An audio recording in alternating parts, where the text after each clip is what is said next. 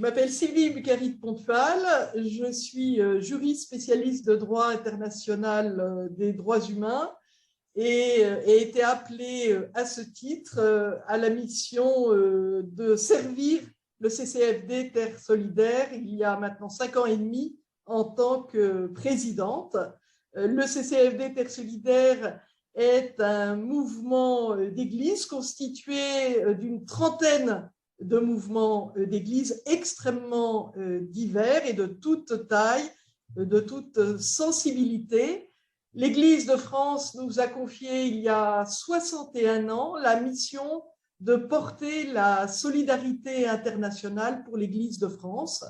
Et à ce titre-là, nous avons des champs d'action dans un cadre international, dans la lutte contre les causes de la faim, dans la lutte contre les inégalités et injustices économiques, dans la lutte contre toutes les violations des droits humains dont peuvent être victimes les migrants, en particulier dans l'espace international.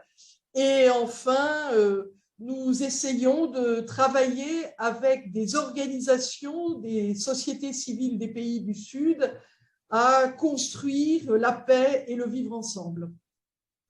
Merci Sylvie. Alors, le CCFD Terre Solidaire est l'un de ceux qui a été l'initiateur, ou qui a fait partie des initiateurs, au fond, de Promesses d'Église, lorsque, en août 2018, le pape François a adressé sa lettre au peuple de Dieu.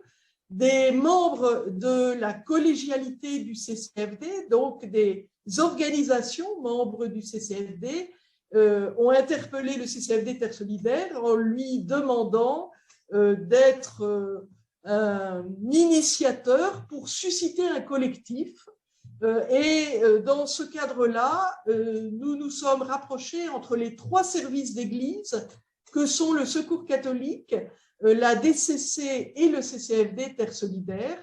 Et à partir de là, tous les 3 ensemble, nous avons eu la conviction qu'il fallait appeler le plus grand nombre de mouvements, organisations, communautés au sein de l'Église catholique en France pour essayer de répondre en tant que laïcs, religieux, prêtres, à répondre à cet appel du pape François pour essayer de peut-être renouveler au fond notre manière de vivre ensemble en Église, au plus près de l'Évangile, au plus près des plus vulnérables.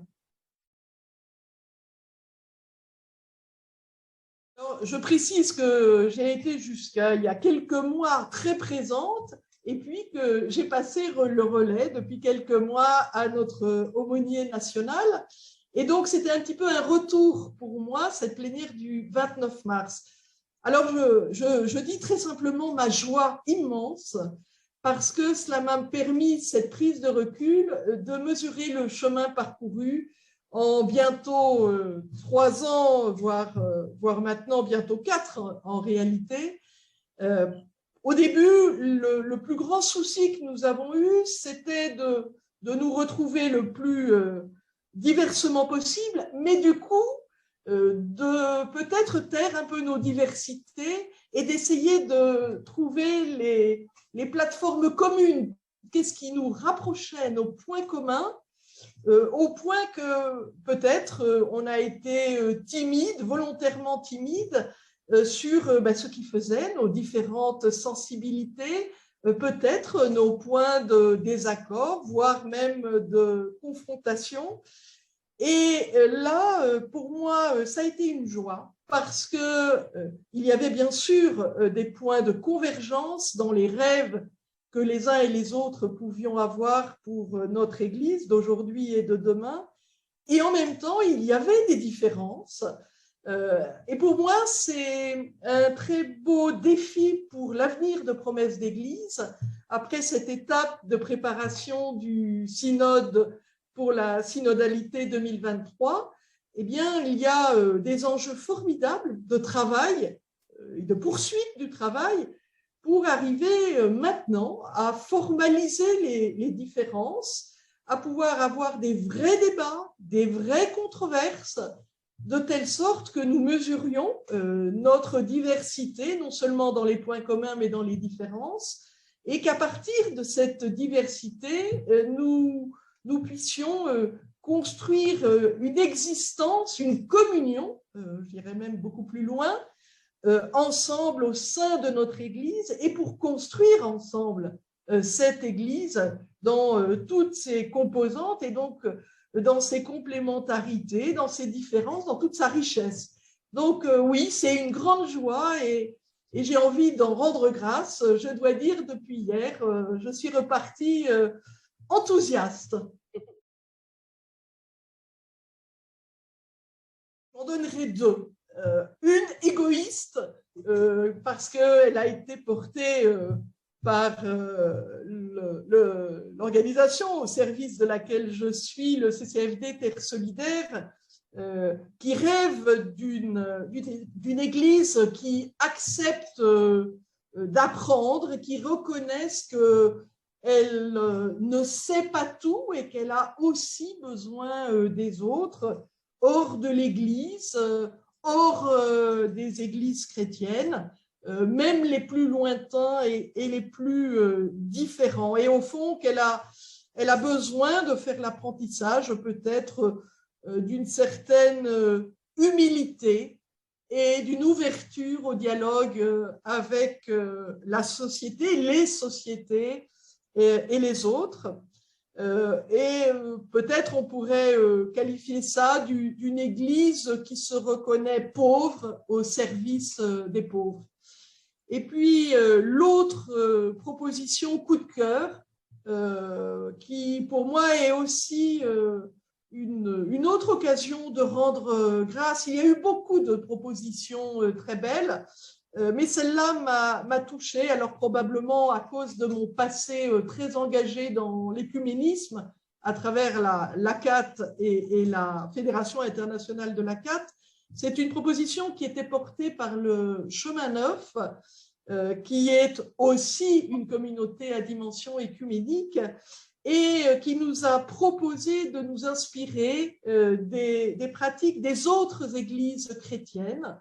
Peut-être que nous aurions des enseignements à y puiser, tant au niveau de la gouvernance qu'au niveau de la manière de vivre l'altérité, la diversité entre nous et la reconnaissance des complémentarités, la posture d'humilité, des cultures de dialogue à mieux s'approprier, peut-être une fraternité au sens de fratelli tutti à vivre de manière très, très profonde, et aussi un apprentissage profond de la réconciliation, tout simplement parce que ces pratiques des autres églises, au fond, permettent une accélération d'un vivre plus synodalement qui nous manque tant.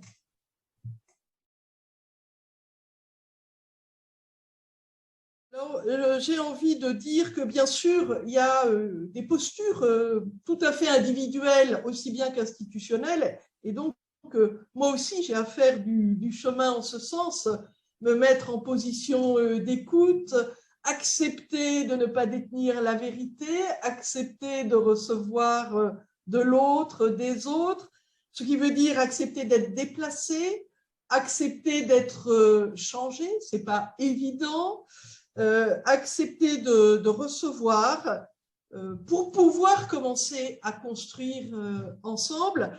Et j'avoue que là, je me laisserai volontiers guider par les 4 principes d'Evangelii Gaudium, parce que je les ai déjà vécus depuis plus de 3 ans à l'intérieur de Promesses d'Église. C'est le chemin que l'on parcourt ensemble dans Promesses d'Église qui est avant tout le plus important, cette expérimentation du chemin synodal. Et donc, c'est vrai, le temps est finalement prime sur l'espace, l'unité prévaut sur le conflit, la réalité est plus importante que l'idée, et au fond, le tout, c'est-à-dire promesse d'Église, est supérieur à chacun des membres de promesse d'Église.